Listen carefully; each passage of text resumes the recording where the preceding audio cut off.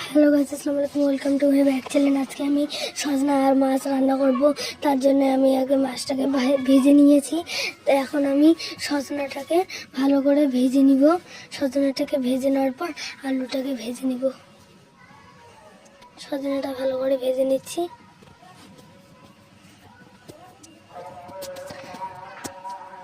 এখন আমি ভালো করে আলুটা দিয়ে দিব। আলুটা দিয়ে ভাজবো। আলুটা ভাজা হয়ে গেছে। এখন নামিয়ে নিয়ে কাঁচা লঙ্কা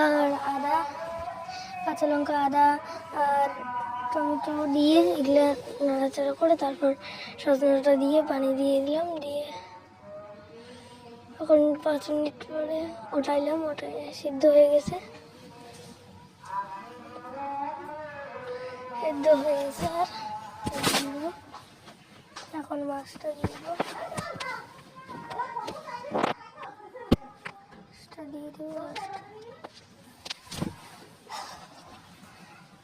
ভালো লাগলে লাইক কমেন্ট শেয়ার করবেন। আমার রেডি।